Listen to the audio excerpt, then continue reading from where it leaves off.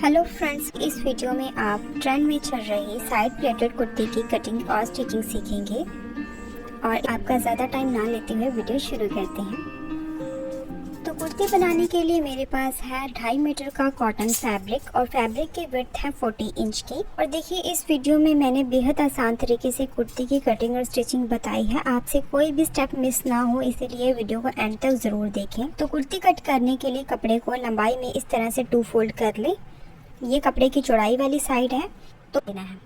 तो दोनों पल्ले एक साथ कट करने के लिए कपड़े की हमें इस तरह से 4 फोल्ड कर लेनी है। बंद वाली साइड मैंने अपने तरफ रखी है। अब कुर्ती कट करने के लिए सबसे पहले शोल्डर की मार्किंग करनी है। इस कुर्ती में शोल्डर की मार्किंग आपने आधा इंच से ज़्यादा लेनी है।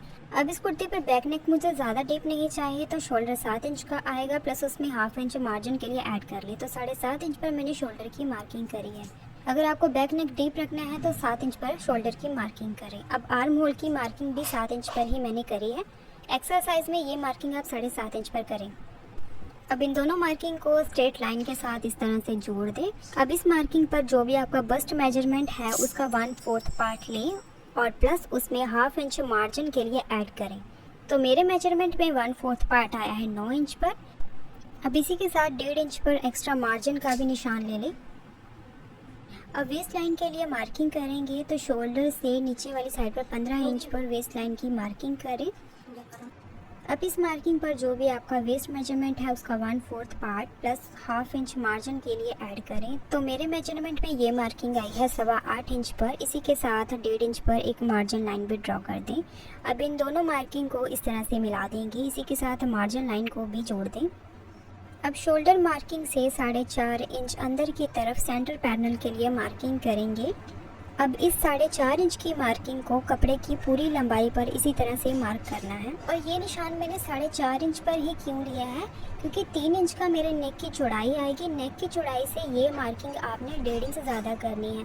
अगर आपकी नेक की चौड़ाई 2.5 इंच की है तो 1.5 इंच उसमें प्लस कर ले तो 4 इंच पर ये आपकी मार्किंग आएगी। अब इस मार्किंग पर सीधी लाइन ड्रॉ कर दें इस तरह से। अब इस कमर वाली मार्किंग को इस पैनल मार्किंग के साथ सीधा जोड़ देंगे। अब हाफ इंच का शोल्डर ड्रॉप देंगे, इससे कंधे गिरने की प्रॉब्लम नहीं आती है। अब इस पर पहले बैक आर्म होल की मार्किंग करेंगे और फ्रंट आर्म होल की मार्किंग बाद में करेंगे। और 2.5 मीटर का फैब्रिक है, उसमें से पूरी लेंथ मैंने निकाल ली है। तो फैब्रिक की लेंथ है 45 इंच की, कुर्ती की रेडी लेंथ 44 की होगी। 1 इंच नीचे फोल्डिंग के लिए जाएगा। अब इसे पैनल मार्किंग के ऊपर पहले सीधा कट कर ले।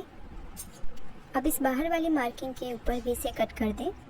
अब कमर वाली मार्किंग के बराबर में इस कपड़े पर सीधी लाइन ड्रॉ कर दें इस तरह से और इस मार्किंग पर इसे कट कर दें। तो कुर्ती की कटिंग बिल्कुल कंप्लीट हो चुकी है। और ये साइड का जो कपड़ा है इसमें से हम बाद में स्लीव कट करेंगे। तो कटिंग कंप्लीट होने के बाद अब कुर्ती की स्टिचिंग करेंगे। तो इसे स्टिच करने के लिए यहाँ पर जो बड़ा वाला पैनल है इस पर हमें प्लेट्स रेडी करनी है। तो ये फ्रंट और बैक के 4 पैनल हैं जिस पर प्लेट्स बनाते हुए इस तरह से अटैच करना है। और सेंटर के 2 पैनल हैं जिसे हम इस तरह से अटैच करेंगे। तो साइड का एक पैनल मैं आपको रेडी करके दिखाऊंगी। बिल्कुल उसी तरह से आपने तीनों पैनल को रेडी कर लेना है। तो ये 4 पल्ले हैं, एक पल्ले को मैंने लिया है, बाकी को साइड में कर देंगे। और ऊपर वाली साइड से भी एक पल्ले को रखेंगे। तो इस पल्ले को नीचे वाले पल्ले पर ऐसे उल्टा करके रखें। और कमर के साथ जो 1.5 इंच का एक्स्ट्रा मार्जिन लिया था उसकी मार्किंग कर ली है।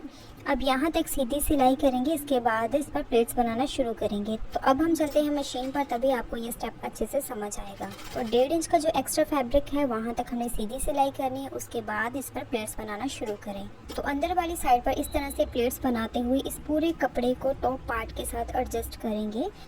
और कुर्ती के साइज़ के अकॉर्डिंग ये प्लेट्स आपकी कम ज़्यादा आ सकती हैं।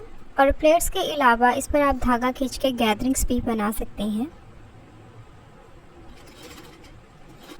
अब इसे सीधा करेंगे।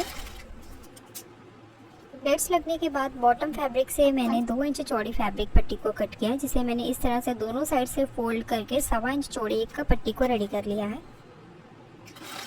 अब इस पट्टी को जॉइंट के बिल्कुल सेंटर में रखते हुए अटैच करेंगे। और सेम स्टेप को फॉलो करते हुए बाकी के 3 पैनल्स को इसी तरह से रेडी कर लें।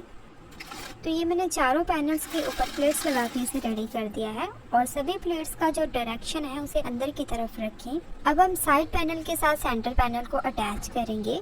अब एक सेंटर पैनल को लिया है, इसे इस तरह से साइड पैनल के साथ हमें अटैच कर लेना है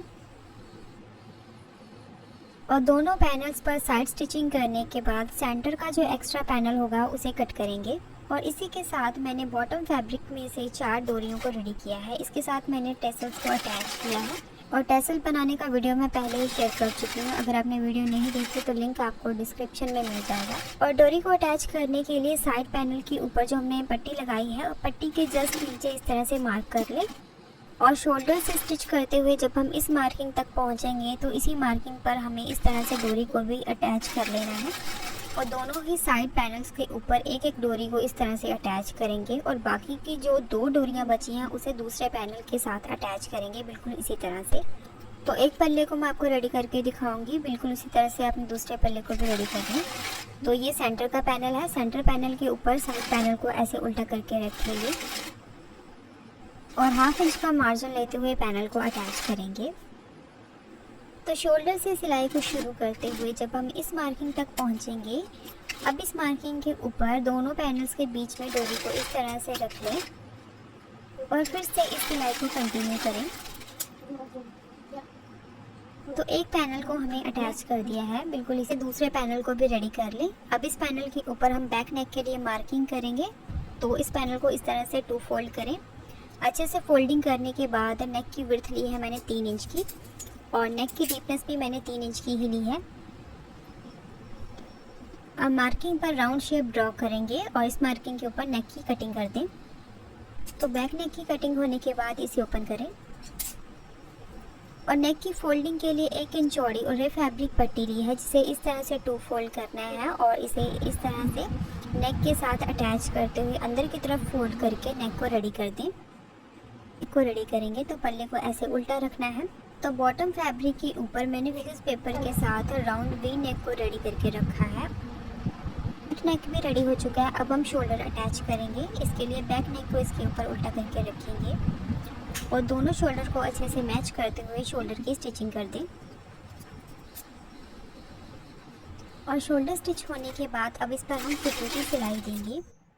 तो ऊपर से बस्ट और कमर के मेजरमेंट के हिसाब से इस तरह से सिलाई आएगी और उसके बाद साइड से 1 इंच का मार्जिन लेते हुए इसे स्टिच करेंगे। इस तरह से लगने के बाद अब हम स्लीव की कटिंग और स्टिचिंग करेंगे। तो स्लीव कट करने के लिए कुर्ती की कटिंग के बाद जो एक्स्ट्रा फैब्रिक बचा था, ये 4 पीसेस में फैब्रिक है जिसकी इसी के साथ 1.5 इंच का एक्स्ट्रा मार्जिन लिया है। अब इन दोनों मार्किंग को इस तरह से जोड़ देंगे। इसी के साथ 1.5 इंच पर एक मार्जिन लाइन ड्रॉ कर दी है। अब फ्रंट आर्म होल की गुलाई का निशान लगाएंगे। तो पहले हम फ्रंट आर्म होल की गुलाई देंगे। कटिंग फ्रंट आर्म होल की हमें स्टिचिंग करने के बाद करनी है। तो पहले इसे बाहर वाली मार्किंग के ऊपर कट करें। अब स्लीव को इस तरह से ओपन करेंगे। तो ये हमारी 2 स्लीव्स हैं। अब इन दोनों पीसेस को जोड़ने तो टॉप स्टिच लगने के बाद कट स्लीव बिल्कुल रेडी है। अब इसे उल्टा करके फ्रंट आर्म होल की कटिंग देंगे। अब इस स्लीव रेडी होने के बाद अब इसे कुर्ती के ऊपर अटैच करेंगे। तो पहली स्लीव अटैच करने के लिए फ्रंट आर्म होल की कटिंग को ज़रूर चेक कर लें। इस अटैच होने के बाद बॉटम पर हमने सिंपल 2 फोल्डिंग कर दी है। आप चाहें तो बॉटम पर लेस भी अटैच कर सकते हैं। तो बॉटम फोल्डिंग होने के बाद ये हमारी साइड प्लेटेड कुर्ती बिल्कुल रेडी है। और आज का ये डिज़ाइन आपको कैसा लगा कमेंट करके ज़रूर बताएं और इसी तरह की और वीडियोस को देखने के लिए चैनल को ज़रूर सब्सक्राइब कर दें। तो आज के लिए फ्रेंड्स बस इतना ही। मिलते हैं नेक्स्ट वीडियो में किसी नए टॉपिक के साथ। तब तक के लिए बाय बाय।